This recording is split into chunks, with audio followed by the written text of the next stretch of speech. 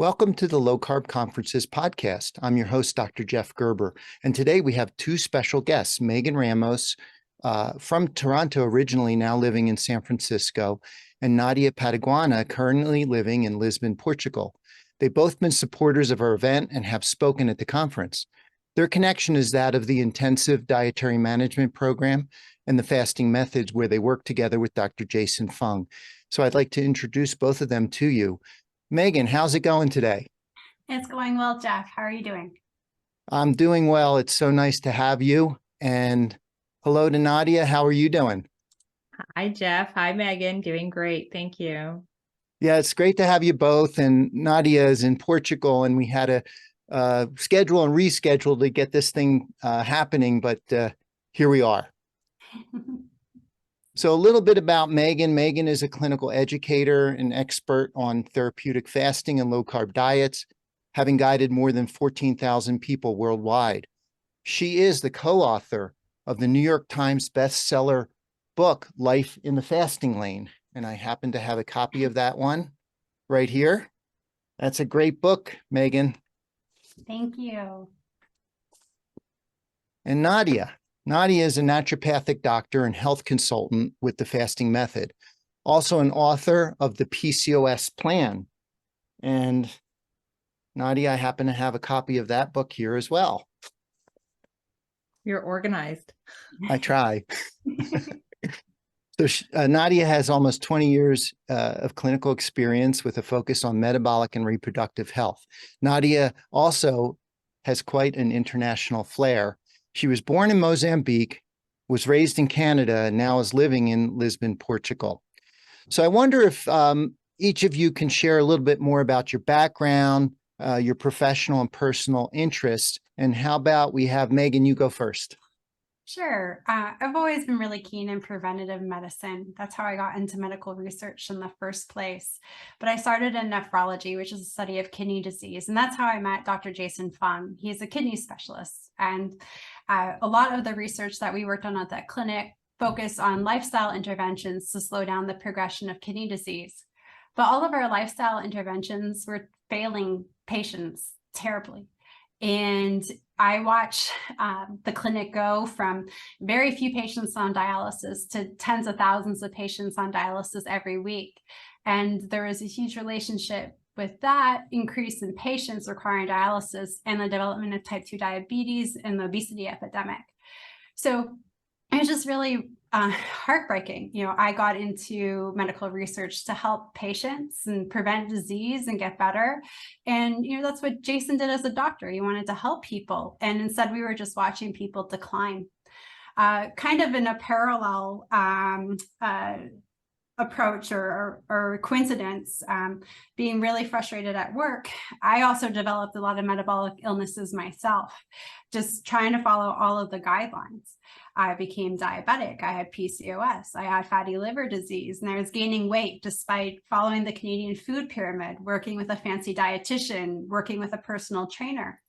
And I just was terrified for my own health, for the health of our patients, but for my own health.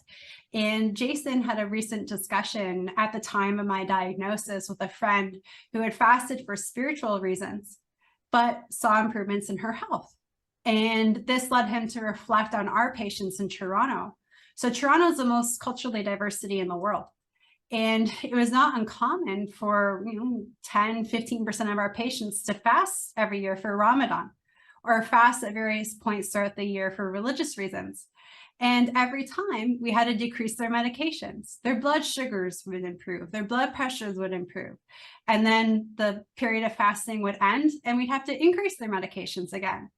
And this never really set off any light bulbs. But for Jason that day, it set off some light bulbs. So I overheard him talking to some patients about it, and all the light bulbs in my head went off. And I thought, I've got to start fasting. This makes perfect sense.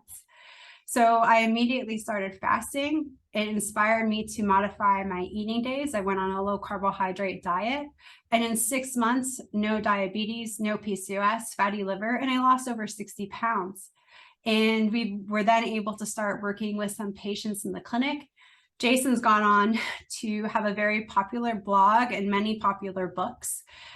So we had a lot of interest from people really wanting to reverse type 2 diabetes from all over the world, which is how we founded the fasting method in our online program now. Great, Megan. And if I understand, you started with Dr. Fung at a very early age. He took you on, he took you under his wing, and you really became an expert and learned by default and by working in the trenches, as they say. Yes, I started at the clinic when I was 15. My father's good friend, he was the director of the program. His kids wanted to go to law school and I wanted to go into medicine. So they traded kids for summer jobs. His kids went to work at my father's law firm. And that summer, there was a brand new young nephrologist fresh out of his residency program. And the new nephrologist had to do some research projects to get themselves acquainted with the trenches of the program. So I started working with Jason then at the age of 15, and I just turned 38. So it's been a little while. Wow. Well, congratulations. And I have to warn the audience, both Megan and Nadia are passionate about what they do. But my experience with Megan is that she's so passionate that when she gets up on stage, she often goes over time, and we have to grab that hook and tell her time's up. But you can see the passion is just oozing out of her, and she can't get off until she gets every last word out. So good for you. We will be on time in Denver in February. I promise you, Jeff. Okay, well, both of you were doing a dual presentation, and you get a little bit more time. So I'm sure you've gotten much better at it over the years. So yeah, so Nadia, let's hear from you. Well, I had it pretty easy because by the time I joined these guys, they had a full house in a full room of files waiting for me to see patients. But before that, as you said earlier, Jeff, and I was joking with you earlier today that I did a presentation at one of your conferences and I introduced myself as, who is this Canadian-raised, Portuguese-speaking, African-born person? But then you thought that was a great way to introduce myself here too. So that's all actually pretty relevant because I've not only lived in 3 different countries and continents, but I've worked now in 3 different countries and continents. And that's been part of my experience. I actually went to school in Canada. I was raised in Canada. I went to the Canadian College of Naturopathic Medicine, but I actually didn't practice in Canada. So as soon as I graduated, I had this wonderful dream of going back to my home country, to Mozambique, which at the time was considered by the WHO the poorest country in the world with the highest rates of malnutrition. And so my dream when I finished college was to go back to Mozambique and work in nutrition, but I wanted to work in the rural areas with mothers and babies. And I thought that was going to be possible for me to do, except that when I went back to Mozambique, I realized that it was not available to me whatsoever for a variety of reasons, very complicated politics. And in my search, in my fight to doing that, I actually had a meeting with the Minister of Health at the time. And it was the Minister of Health at the time in Mozambique. And I guess this was, 2007, I think, whenever that was. 2004. No, 2004. That's right. 2004 is when I moved to Mozambique and started working. He said to me, well, you would be really doing us a great favor if you open up a clinic here in the city, in the capital, and focused on weight loss. And I thought, what? Like, how does that make any sense? How am I going to Mozambique to help people lose weight when I thought I was coming here to help malnourished babies and mummies? And he said, well, you have no idea. There's an epidemic of obesity and diabetes. And he was right. Very reluctantly, I ended up opening a clinic for something that I did not want to do, for something that I was not trained to do. And I had to learn. And I lived in Mozambique for 10 years. I was very lucky because I was the only person. There was no nutritionist at the time. There was absolutely no one seeing people. And there was an overwhelming number of people that needed help with metabolic syndrome. So I opened up my clinic because it's such a tight-knit community. Very quickly, I had doctors referring to me, and I developed a reputation very quickly because I was young and eager to work and learn. And I didn't have any guidelines that I had to follow, right? I didn't have anyone telling me what to do or what was the right diet or not. So I just focused on a real food diet right away. I took some of the teachings that I learned from the naturopathic college, and I thought, of course I did research on what the conventional diet for weight loss was, but it just didn't make sense to me. The whole low calorie, eat less, move more business. It didn't make sense. I didn't see, people were very unhappy. So we started trying different things. So real food was the way to go. A lot of detoxes, as they were called at the time, right? Elimination diets. And over time, something quite interesting started to happen. Of course, I started to find out more about sort of out of the box, less conventional methods like low carb. But something quite interesting started to happen is that I developed a reputation for getting women pregnant. And that became a big joke, right? So all of a sudden people were coming to me, of course, for weight loss. And because I was so busy and I was the only person doing this, it was very easy to sort of have, case studies, let's say. So a lot of women that were coming to me to lose weight were coming back 3 months later with their husbands reporting that they were pregnant and they had tried to conceive in their 20s and 30s and were never able to. And how come now they were in their 40s and pregnant? And this became sort of, be careful, don't go to Dr. Nadia unless you want to get pregnant. And that was a thing. And so over time, like Megan, it became a passion, but also very personal, because at some point in my own personal journey, I started to struggle with infertility. And so when I struggled with infertility, I started to sort of connect the dots. And I worked with a lot of medical doctors, gynecologists, cardiologists. I mean, it was a really nice complementary setting that I was in, me being the only person in Mozambique that was working on diet with all of these doctors. I got some really good insight.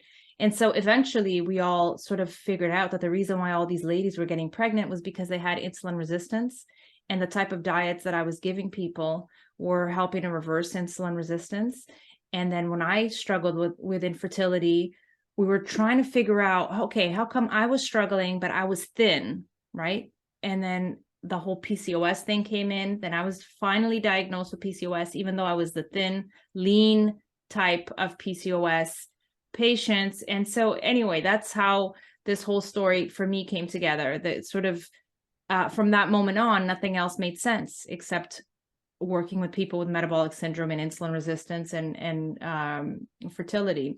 And then after 10 years, my family, my husband and I decided to move back to Canada. At that point, we were pregnant with our second child. And because I had been researching this, of course, I knew of Megan and Jason, and I started to stalk them. And after enough stalking, they finally agreed, okay, fine, we'll let her come and work with us.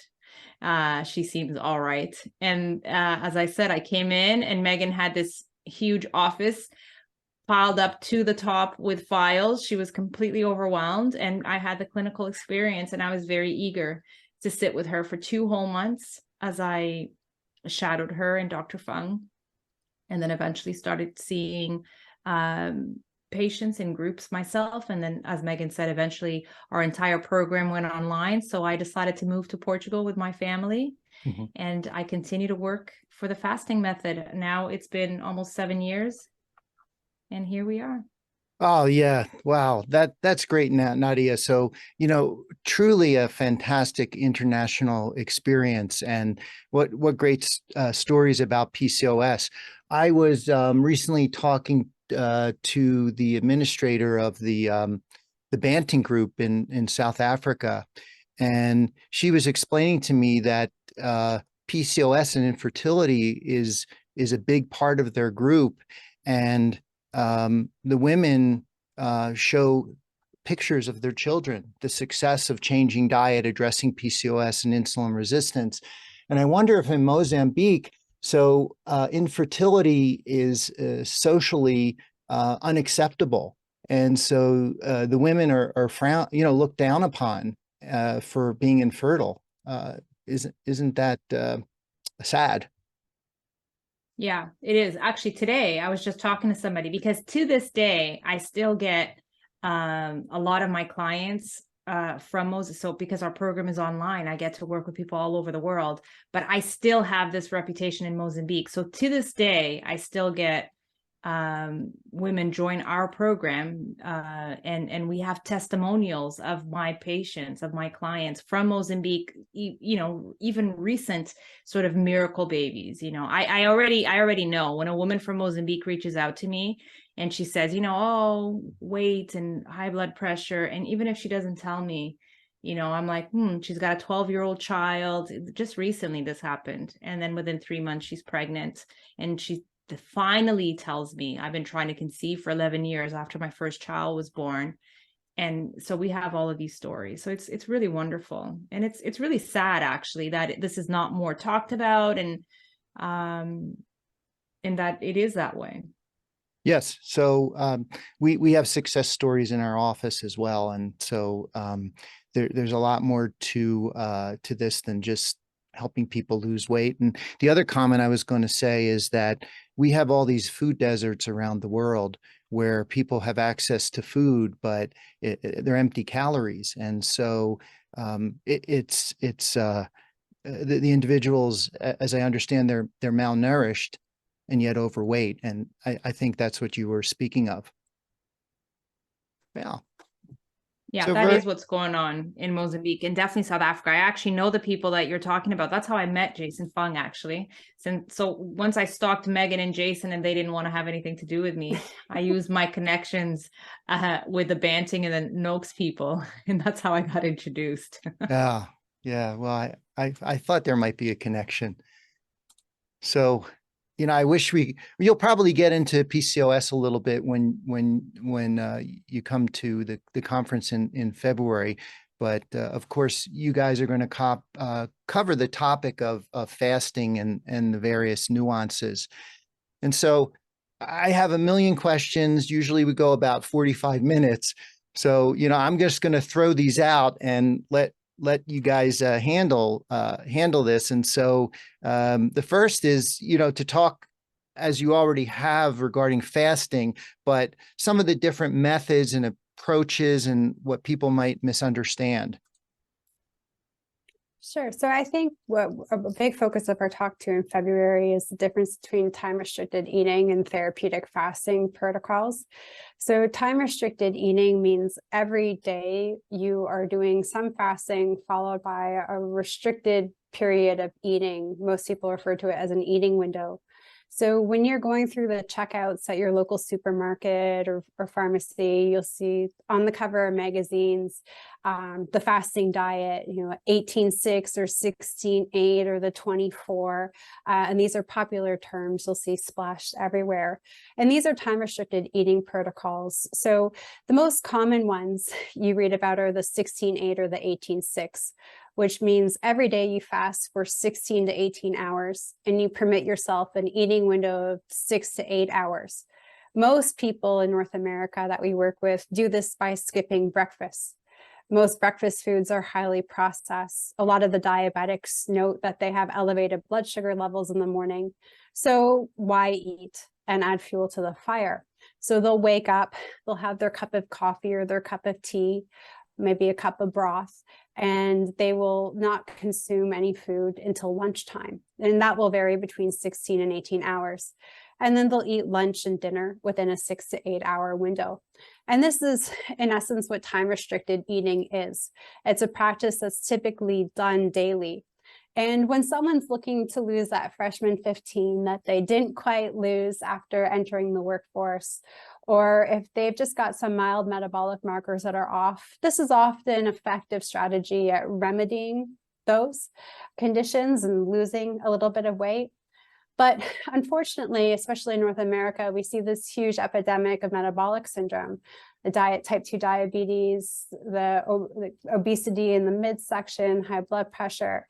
And in these instances, these individuals have what's called insulin resistance. They've got this toxic level of insulin in their body, and it's caused quite a bit of disease.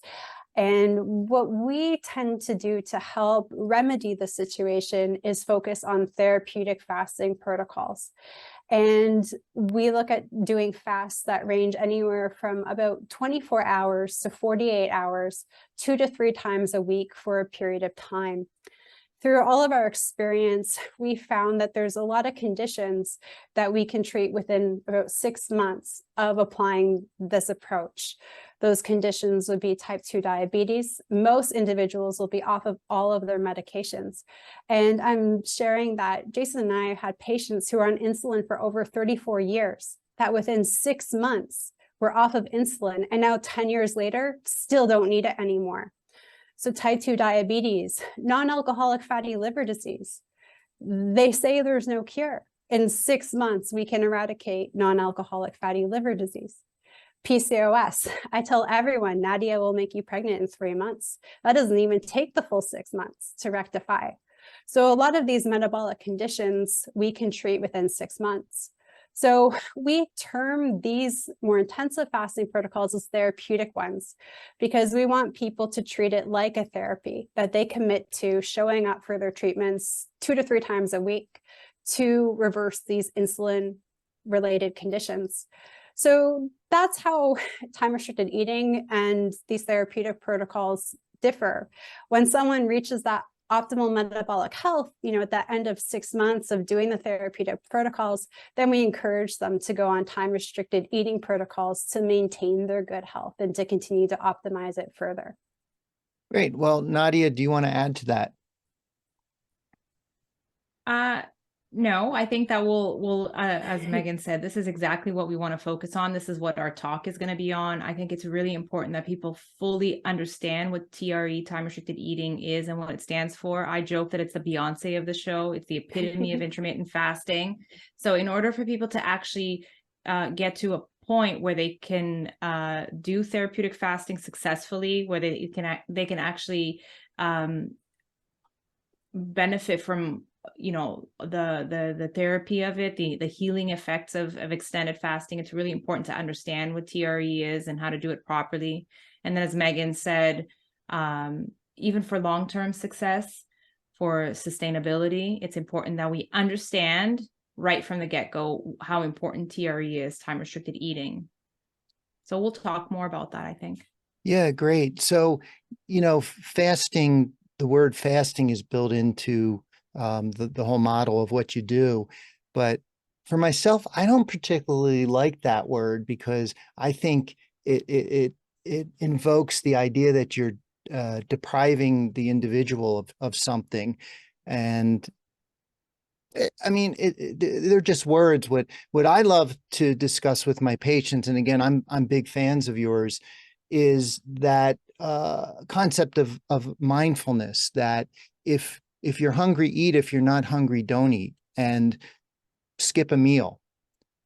And again, it's just words, but that's kind of the terminology that resonates with me. And this is what I share with patients, because I don't want them to feel that they're depriving themselves of anything. What are your thoughts?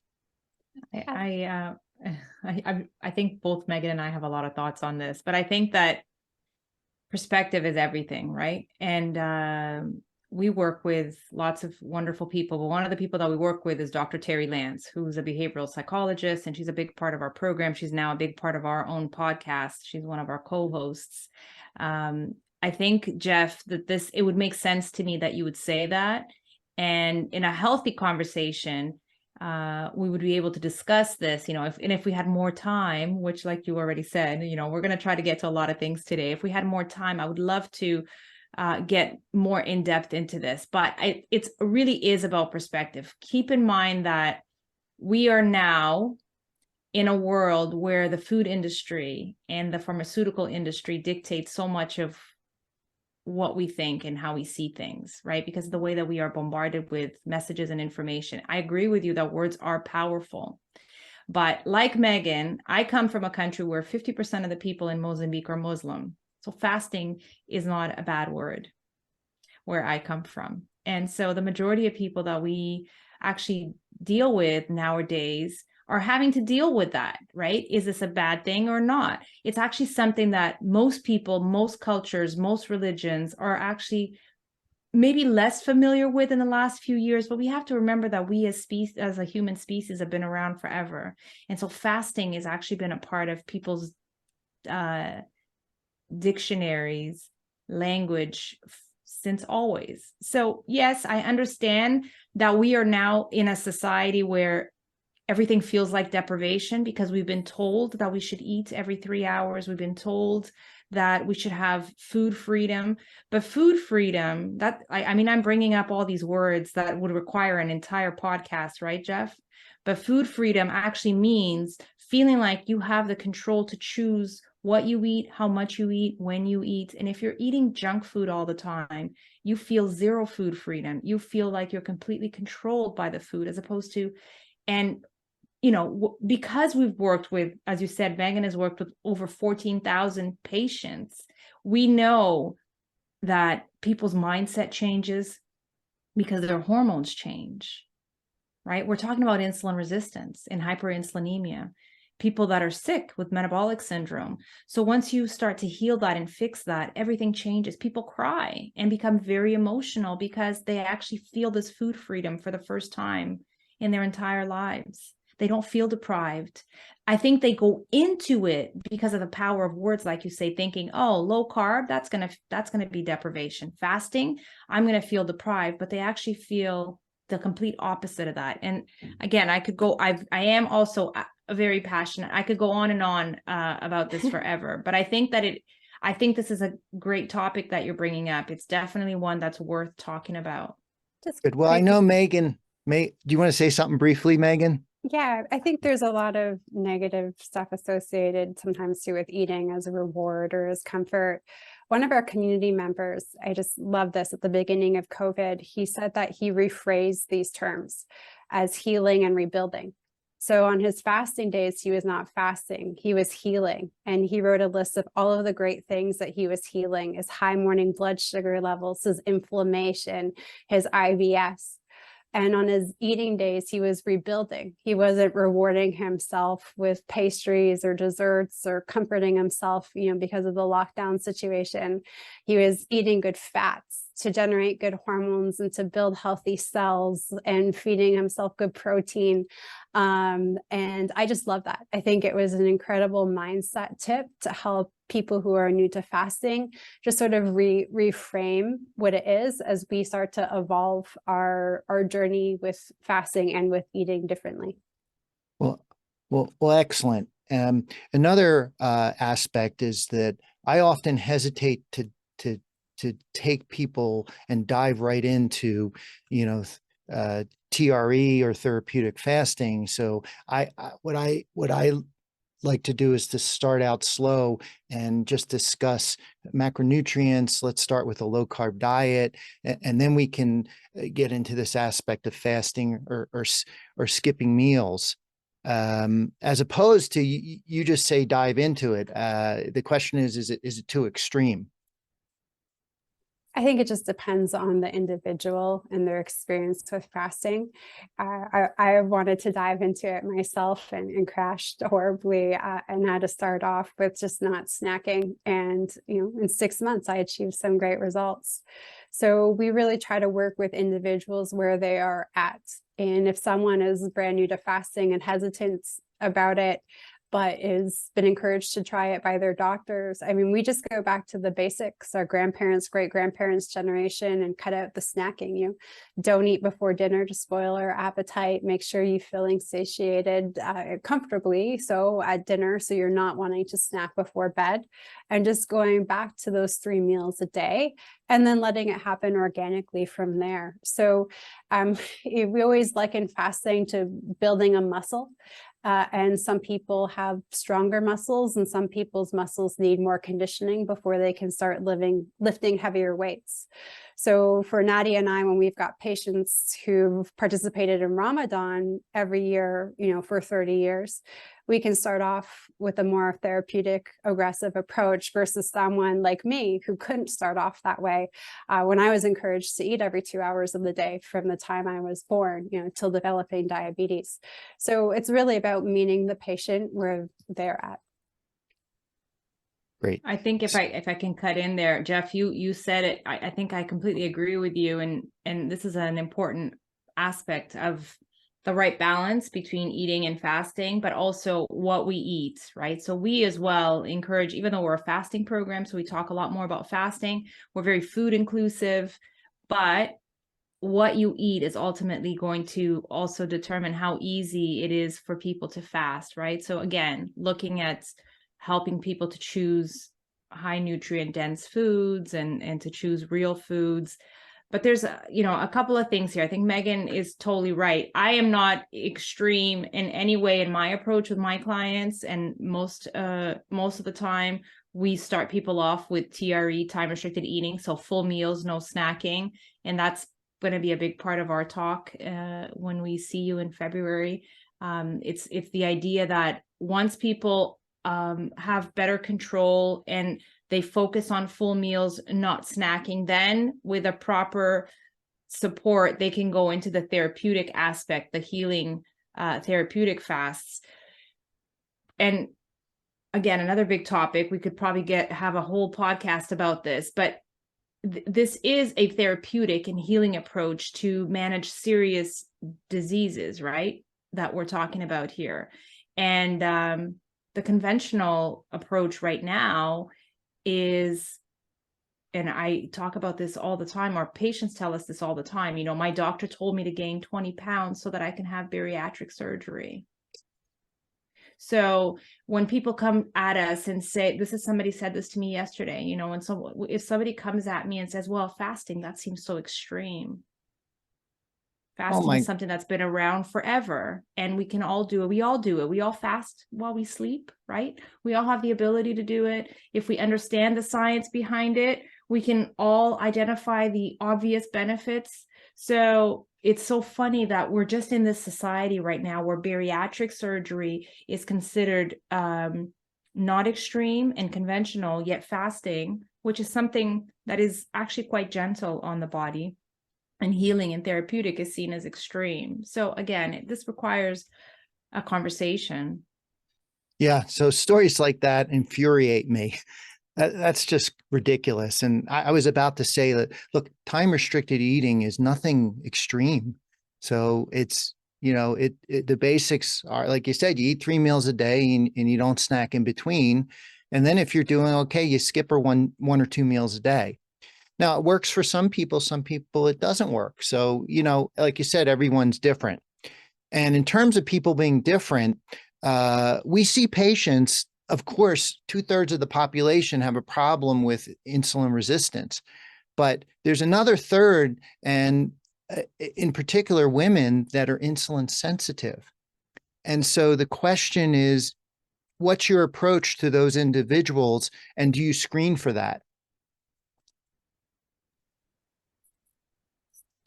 Well, Nadia, I'll let you. No. I was going to say, we both work with women quite a bit. So the great majority of our program is actually women. I'll let Megan answer that, but for sure, I mean, this is something, most people that come to our program are not the insulin sensitive part of that group, right? But they're more and more starting to come because they're becoming knowledgeable, and they're looking at longevity and prevention. So for sure. I have a group of young women that I work with in their late 20s. Their mothers were all patients or clients of ours, and they don't want to end up going down the same road as their mothers. So they've not lost that freshman 10 or 15, but they're not overweight. Really, they have excellent biomarkers, a great glucose response. Their insulin levels aren't high. They would just like to maybe lose that 10 pounds and maintain their good health. So they're not having to do these more intensive and therapeutic things down the road. And it's fabulous working with them. We focus a lot on meal timing, and we focus a lot on nutrient density foods. and making sure that they're supporting their thyroids, their adrenal glands, their reproductive function. And it's just been so incredible to watch the relationship with food transform to food, is really there to provide them with nutrients. It's not necessarily a comfort food, but it's still something fun that they can enjoy. And giving them the power of, time restricted eating protocols, they feel so much more confident that they're going to be able to control their health as well as their waistlines as they get older. So that's generally the approach that I take with this healthy population. That's great. Let's maintain that good health. Let's make sure you're on a diet that works very well for your physiology, that you're getting in all of the nutrient support that you need. And we're optimizing things like your thyroid function, like your sex hormones, and then great, we don't ever have to worry about doing this therapeutic stuff later on down the road, because you'll be able to maintain that great insulin sensitivity. Yes, and I just should add that these are insulin sensitive women that need to lose weight. And I've found that the same approach actually works with them, and time restricted eating and even therapeutic fasting. The macronutrients might change a little bit. I think in those individuals, you have to consider, I hate to use the word calories or the quantity of food, but I think why fasting works is at the end of the day, when you count up your calories, people end up eating less instead of just grazing all day long. And of course, there's more to it, and we'll discuss that in a minute. But I just wanted to throw in that these approaches do work for the insulin sensitive individuals. And because we work so much with women, I had a patient today, actually, a client today, who was insulin sensitive her whole life. And then just as she was going through menopause, of course, she lost that hormonal advantage. And so, working with that transition. But like Megan said, we're at this point are seeing a lot of younger women, because insulin resistance, as we all know, is on a spectrum, right? You can go up that spectrum, and luckily you can go down that spectrum. So they're seeing their mothers, usually, this is how we're getting all of these younger referrals most of the time. They're seeing their mothers way up there on that spectrum. The patient that I had today, the client that I had today, it was that exact example. It was, my mother's diabetic and insulin dependent. I had gestational diabetes. She's seeing herself go up that spectrum, and she's wondering, how do I avoid that? How do I prevent that? Yeah. And luckily we have that experience. Yeah. So in a lot of individuals, it's insulin resistance waiting to happen. It may not look that way initially. Yeah. So look, the reason that fasting works is because it puts the body in a state where it can burn its own energy. And what I wanted to bring up as the next topic is to talk about starvation mode. And so what is the difference between fasting and starvation? Jason always describes it as a voluntary versus involuntary thing, first and foremost. When you're fasting, you're electing to do so, you're dictating the time period, when your next meal's coming, and you can have it at any point in time. The starvation's involuntary. You don't know when your next meal is going to come, how long it's going to be. So that's usually how he chooses to define it when he does his presentations. There's also, nutrient considerations as well. So in North America right now, there's 2/3 of the population with insulin issues. We struggle with this combination of people are exceptionally overnourished in the sense they have a ton of body fat, but they're sort of undernourished in the sense that the food that they've eaten that's generated all of this body fat's not very nutritious. So we've got things like B12 deficiencies, across the board, and people are struggling with methylation status and problems due to that, due to our nutrient void diets. In starvation, though, there's malnutrition across the board. So you don't have those extra fat stores, and you don't have those nutrients because your diet's been completely devoid of everything. So they're very different scenarios. Jason always uses this example to debunk the myth of fasting burning muscle. And I think it's a good one that helps kind of separate the two. So his example is when you're at a cabin in the woods in the dead of winter and you want to create a fire because it's getting chilly. If you have excess body weight, what are you going, if you have, let me recircle. So you're in this cabin, you want to create a fire. You've got a coffee table that you could saw up and throw in the fire, or you've got 100 logs of wood already chopped up on the porch. Now, if you've got this excess wood, you're going to use that to create a fire. It would be very, very silly to cut up that coffee table when you've got all of this wood. Coffee tables are expensive. They're a couple $1,000s now nowadays, right? And they serve multiple functions. So why would you do that when you've got all of this firewood that's already prepared? So he likens this to a body with excess body fat, excess fuel stores. Why would we attack the muscles and the proteins in those muscles when we've got all of this fat for fuel that's readily available? Why would we destroy what is functional? We're going to use the fat stores to create the fire, to generate the fuel. But when individuals are in the starvation state, they don't have 100 logs of fuel sitting on their porch. They've got to attack the furniture, and the furniture integrity is not going to be very good because of the nutrient deficiency. So there's a big difference between the individual that we're trying to fast to versus the individual who's struggling in a starvation state.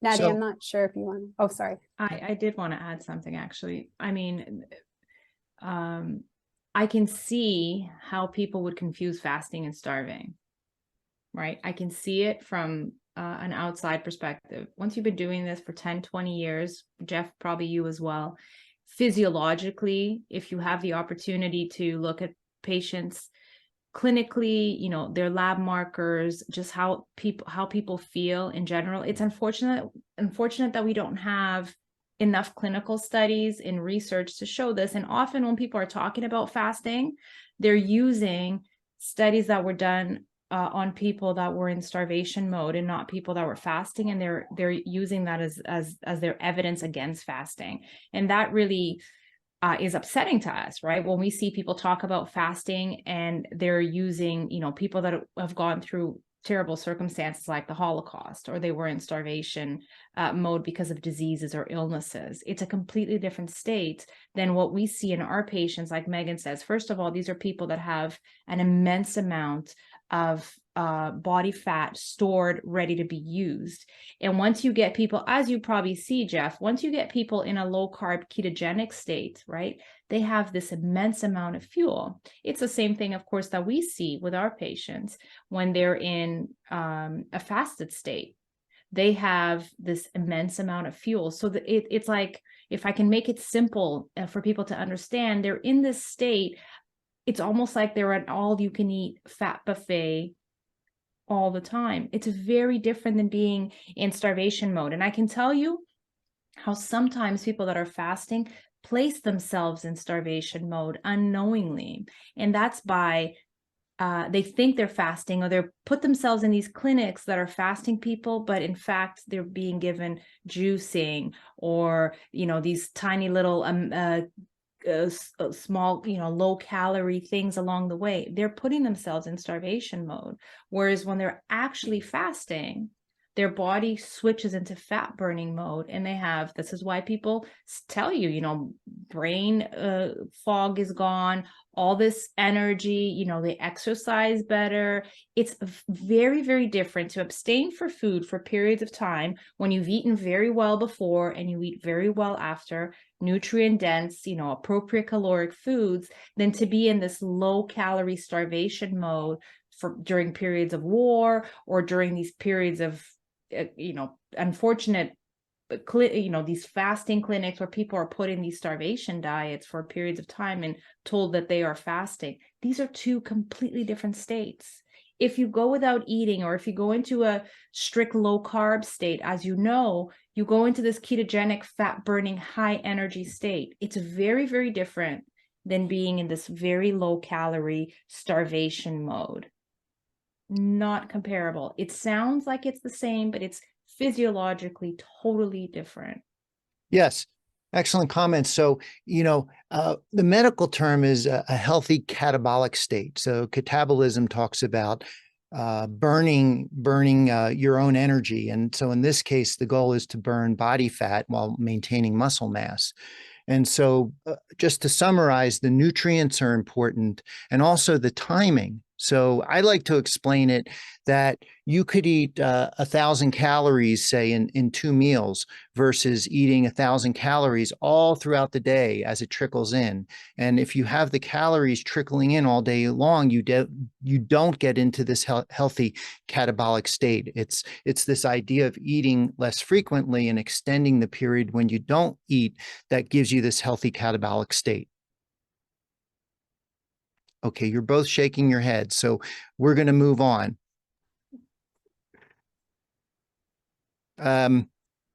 So sustainability. So that's the next question I have. What are your comments about that? I think most people can't imagine going back to a time where they were hungry all day long, let alone being able to eat every hour, every 2 hours. Prior to moving, my husband and I went out to dinner in Toronto, and it was our first meal that day. Actually, it was an early dinner, and he was looking around, and the people next to us, they had ordered like a 3-4 course meal. And he said to me, "Can you imagine that's how we used to eat? We would wake up, we would have breakfast, we'd have a snack going to work, we'd have lunch, we'd have an afternoon snack with our afternoon coffee. We'd get home from work and have a snack, and we'd come out to a dinner like this and we'd eat 4 courses. And then we would probably have a snack after bed." Can you ever imagine going back to that? And I just physically wouldn't be able to do it. It's not a psychological thing. I enjoy eating. I have a fabulous relationship with food. But physically, I just couldn't do it anymore. And this is what we hear from people who are really able to tackle their insulin issues. The appetite isn't turned on 24/7 anymore. They just can't imagine doing it.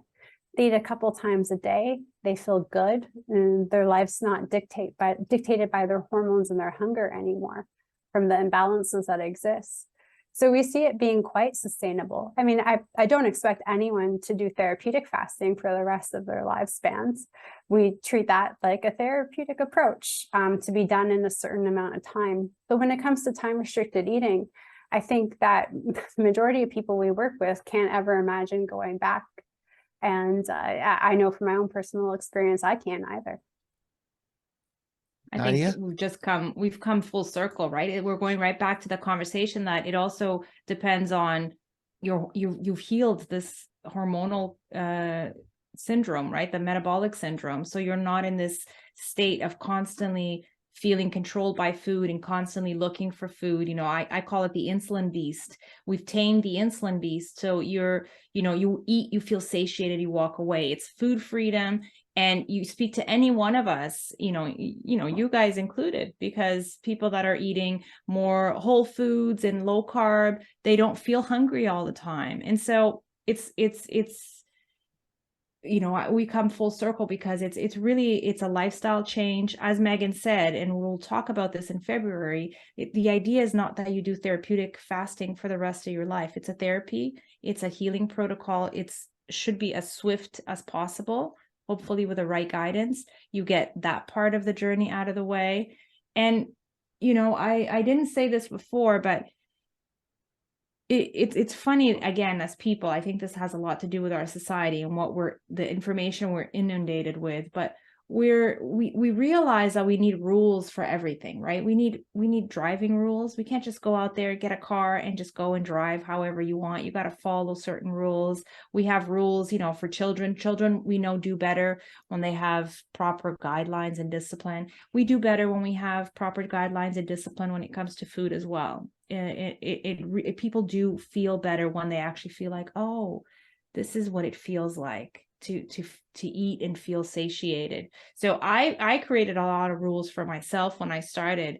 I'm a big fan of rules. I know other people are not, but again, it's this idea that when it comes to food, there should be no rules. There should be a free for all. That does not work. It doesn't work in society. It doesn't work with driving. It doesn't work with children.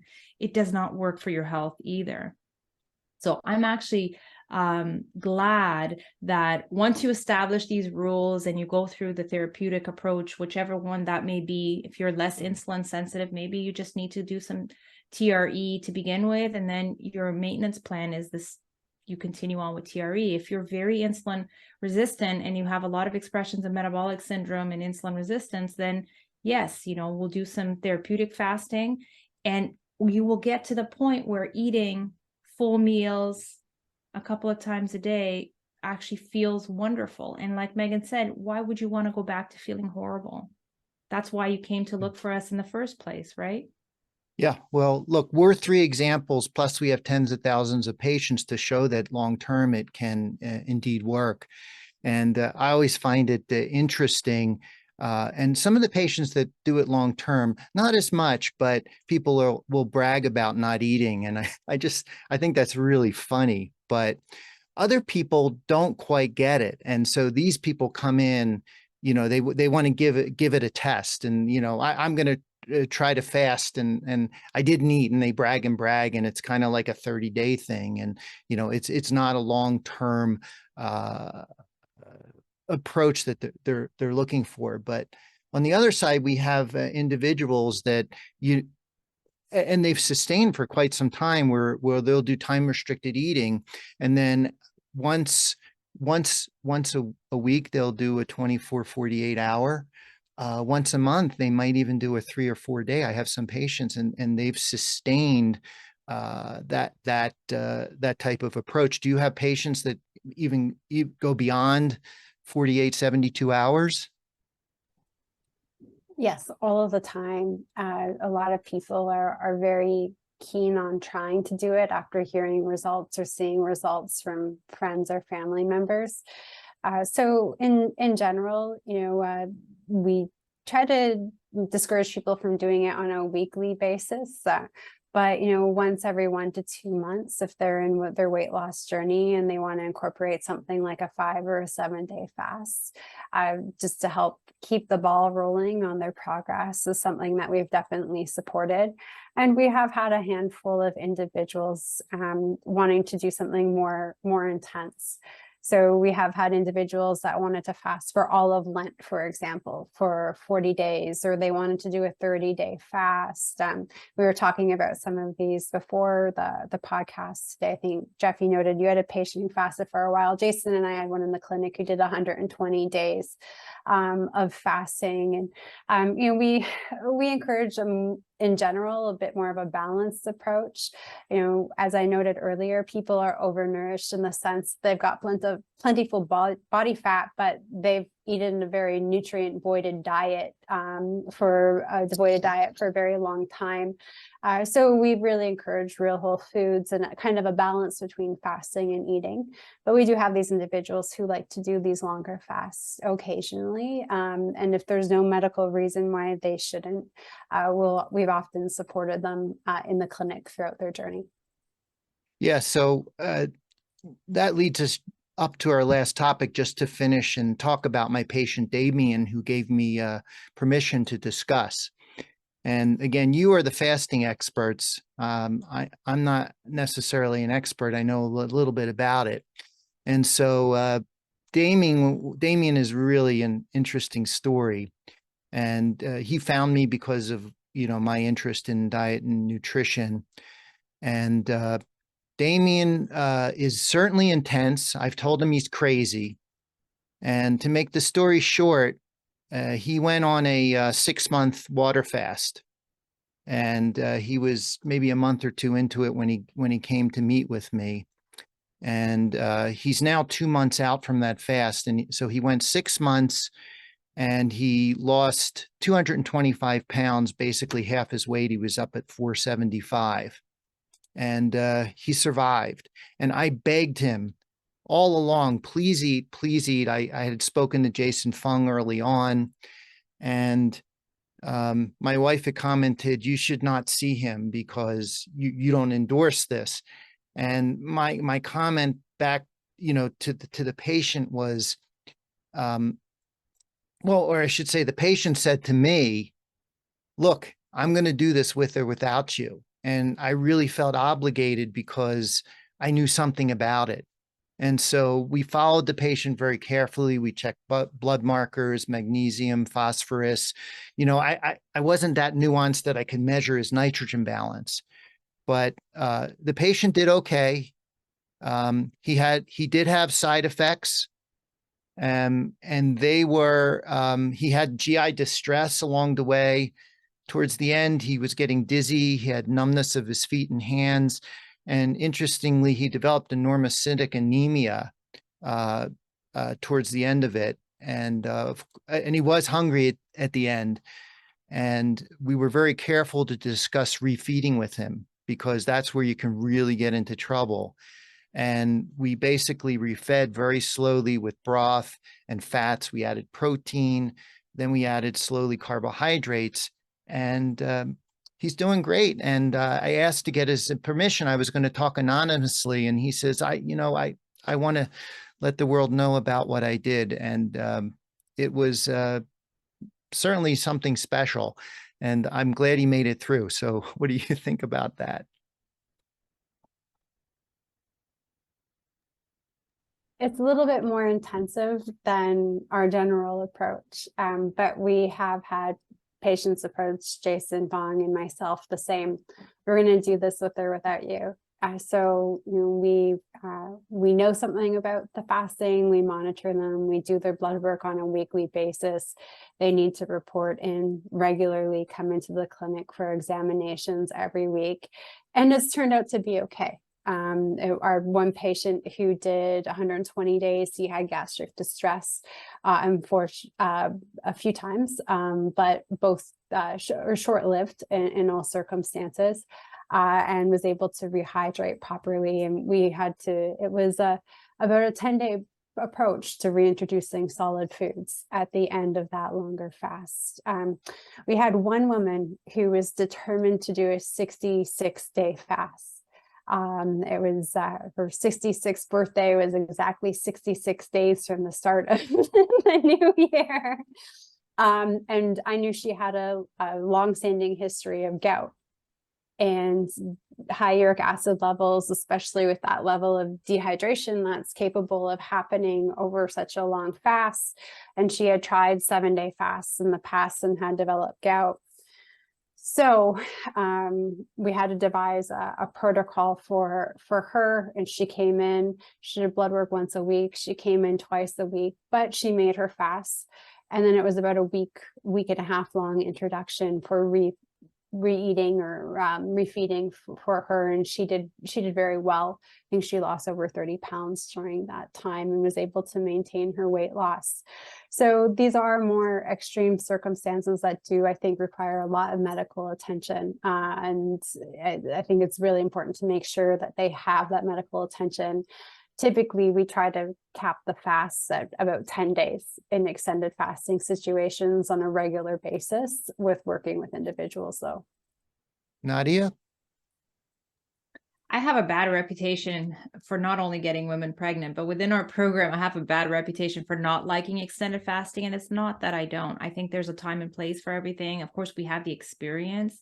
I've had patients do the 40 days of Lent against my will.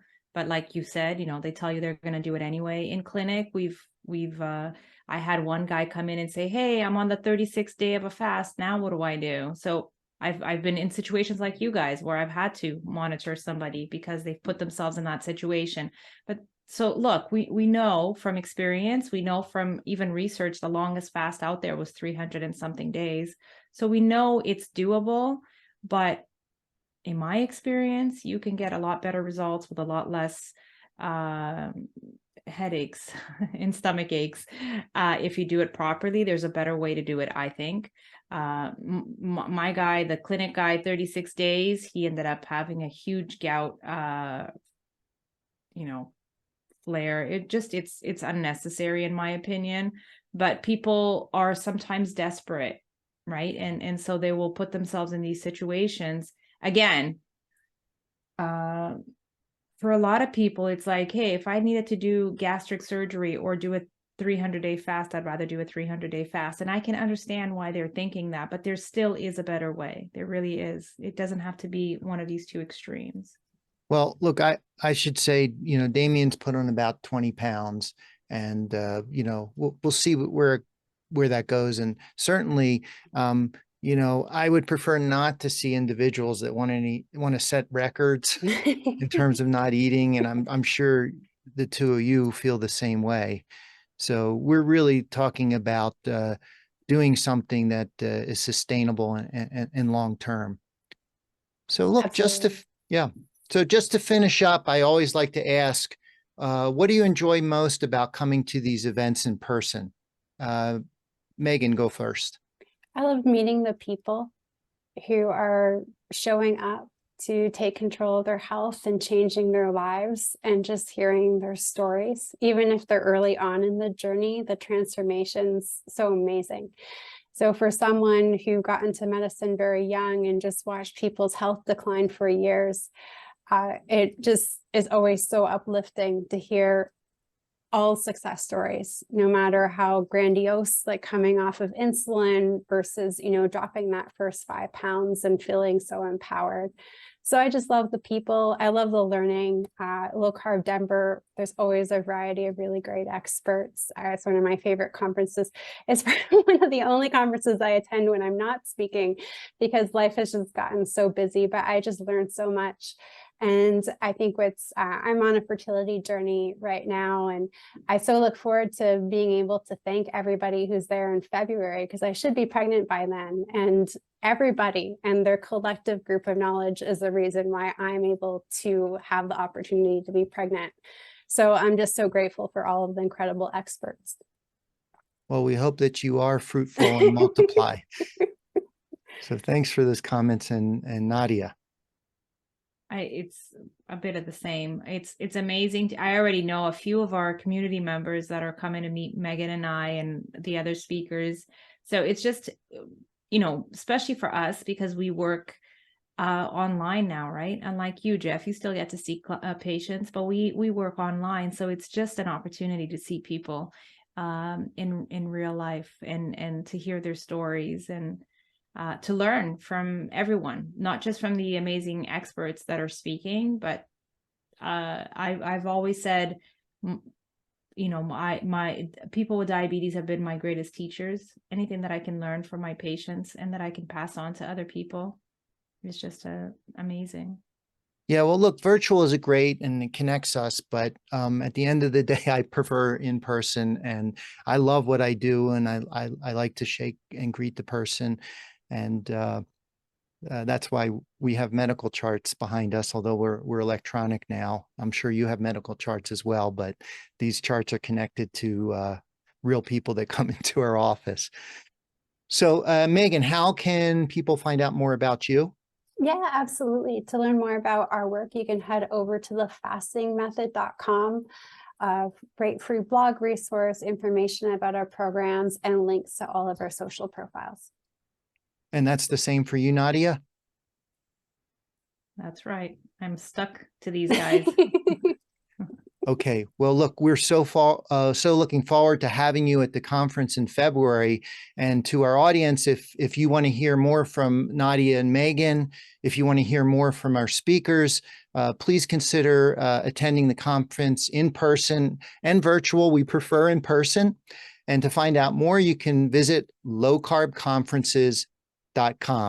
So that's all for now. Until next time, the two of you stay well, and thanks again. Thanks, Jeff. See you soon. Hi, Jeff.